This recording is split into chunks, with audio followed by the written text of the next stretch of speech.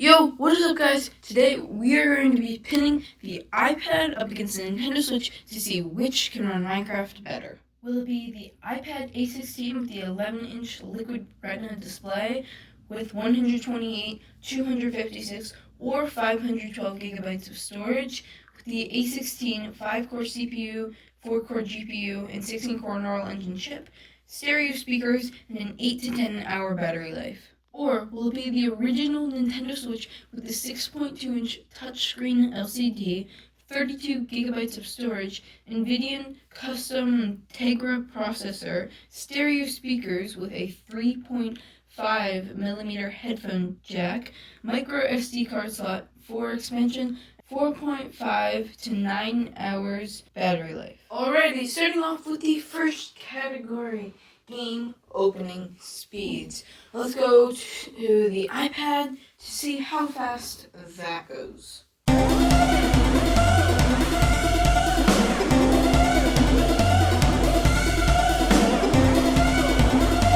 Alrighty, and now moving on to the Switch, let's see how fast that can open the game.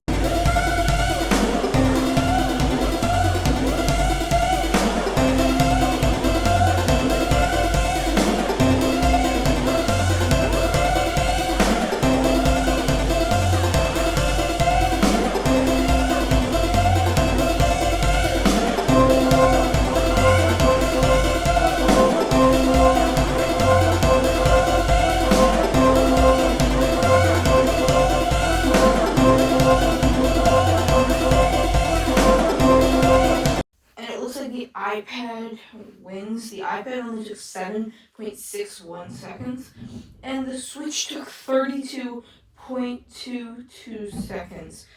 You also have to factor in that on the Switch, if you want to play online with your friends, you do have to pay for an online subscription, which you don't have to do with the iPad. Alright, the next thing that we are going to test is just like the general flow of the interface to see like, is it snappy? So we just go, there is a little lag there, but it pretty quickly opens. Again, each of these things, once they're loaded, they open pretty fast. If I go up here to social, that opens pretty fast. If I go over here to the left, everything seems to be working fine. And just going around the interface, like here in my Worlds tab, it's really not too bad. But as soon as I go up to social or load one of these, it can get a bit laggy. Like if I go over to servers, like any of these can feel a little laggy. On the iPad, it feels a lot more snappier. Just everything happens when it needs to happen. Alright, so the next one we're going to test out is how fast can it generate a world. So we're just going to go to create a world. We're not going to do any settings or anything. Just on both the iPad and the Nintendo, which is what we're going to do.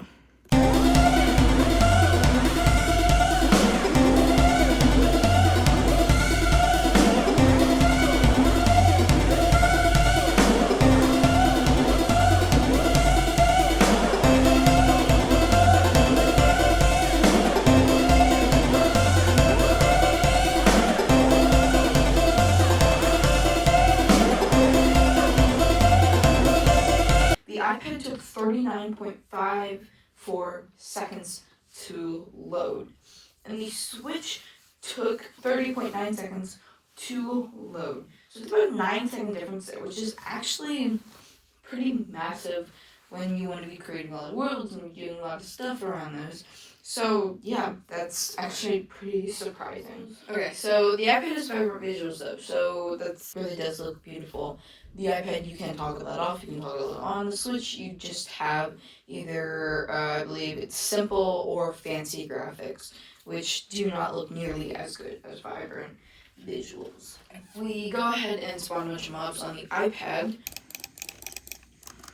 Alright, so just walking around in these big crowds of creeper just isn't really causing any lag at all. The game is still running super smooth.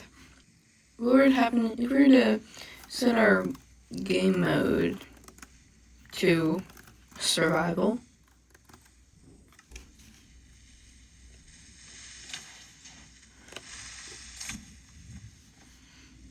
And even still, with all these explosions from the creepers, there is pretty much no lag at all. But if we go to the Switch... Okay, so it really isn't that bad. Like, this is pretty playable. The question is, when I'm in survival mode, then how will it run? So these all want to explode. Oh, there's definitely a ton of lag there. Oh my gosh, even just the screen's so laggy. Respawn, they're all coming towards me. Yes, really laggy. Because they're all exploding. I'm going everywhere. So I'm dead. Okay, that wasn't too bad. The first explosion was the worst, though, because there were so many. Now it's not too bad. But I've never seen something like that happen on an iPad. It seems to be running fine, but as soon as we go into survival mode and die, it takes a while to respawn, and even just let us click that respawn button. So the iPad definitely gets that point. Now, if we blow up a bunch of TNT over here on the iPad, already we're going to start with 10. See if there's any lag.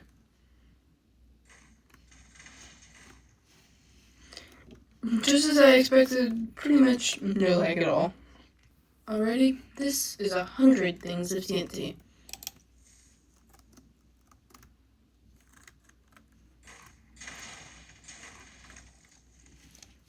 And practically no lag at all.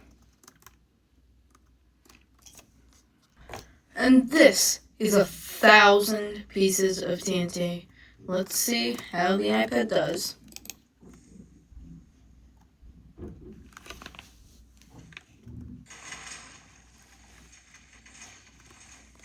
Oh, so definitely a bit of lag there. Oh, okay.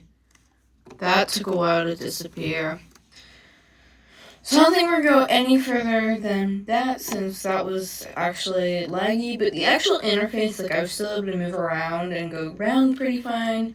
It was that the actual just TNT took a while to explode. We're going to start with 10 TNT.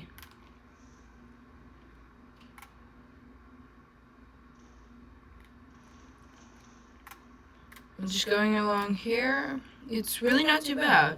So if you have any plans to blow up 10 TNT on a Nintendo Switch, you should be fine. Alright, next is 100 TNT. So let's see how this goes.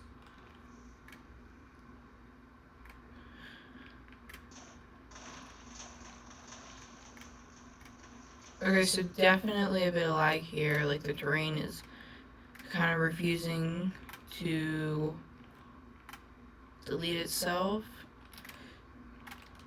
Oh, and this TNT is ghost TNT. This stuff already blew up, but is not wanting to disappear.